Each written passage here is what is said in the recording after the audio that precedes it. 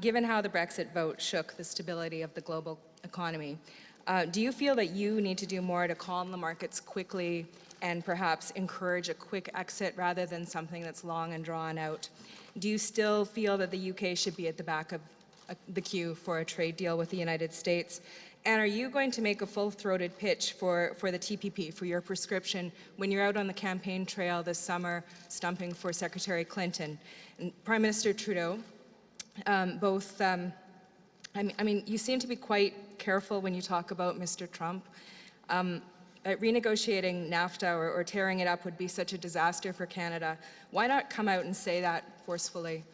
And President Peña Nieto, in March you compared Mr. Trump to Hitler and Mussolini. I'm wondering if you still stand by that, and how worried are you that this time next year there will be a wall up on your border?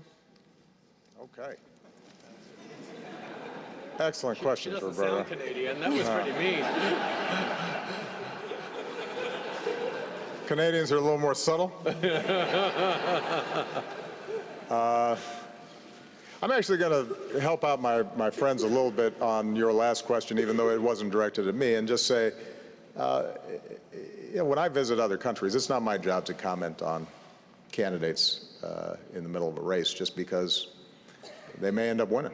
And the relationship between governments tend to transcend whoever is in power at any given time. So it's a tough question.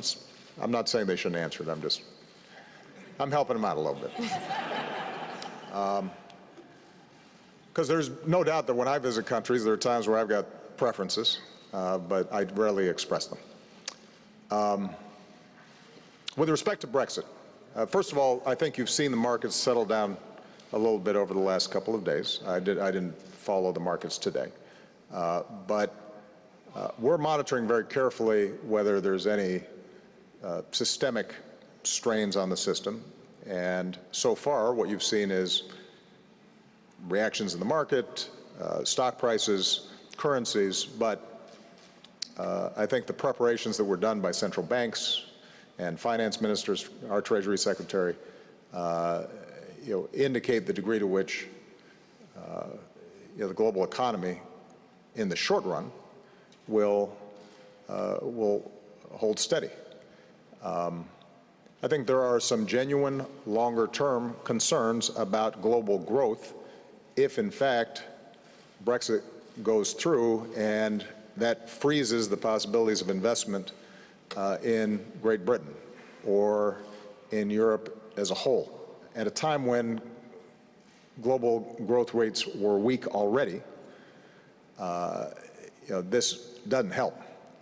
And so when we attend the G20 summit in China later this year, one of the major topics, which is something that I've continually advocated for during the 7.5 years that I've been president, is we all have to look at what we can do to boost global demand, whether it's the United States adopting a more robust budget for infrastructure improvements and fixing water systems in Flint, Michigan, or repairing airports that are not as efficient as they should be, or rebuilding our power grid so that it can take advantage of clean energy. Whether it's Germany, a country with a surplus, doing more in terms of spending, or Europe as a whole, lifting some of the austerity constraints that have been placed on them, whether it's China shifting to more consumer-based, domestic-based growth strategy as opposed to trying to export its way out of problems. There are going to be a whole host of measures that all of us can take to fortify the global economy, and that should be a top priority of ours.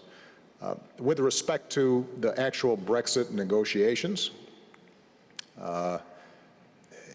my main message to David Cameron, Angela Merkel, and others is everybody should catch their breath, come up with a plan and a process that is orderly, that's transparent, that people understand, and then proceed understanding that both sides have a stake in getting this right. And I think that will be a difficult, challenging process, but it does not need to be a panicky process. I think it can be a steady, sensible process.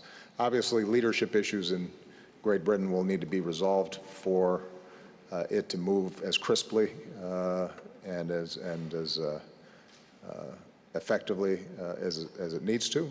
But I think that's recognized, and that should happen fairly quickly. And I know that speaking with Chancellor Merkel, that her interest is not in retribution. Her interest is in making sure that the process works.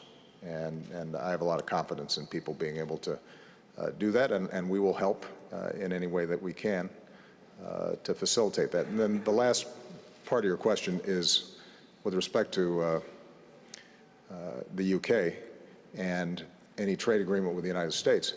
Frankly, we will be the least of their problems right now because their first order of business is going to be to address the market where they sell half their goods, which is Europe. And these things are not easily negotiated, particularly because we've been spending our time trying to negotiate with the European Union. And so to suddenly go off on another track will be challenging.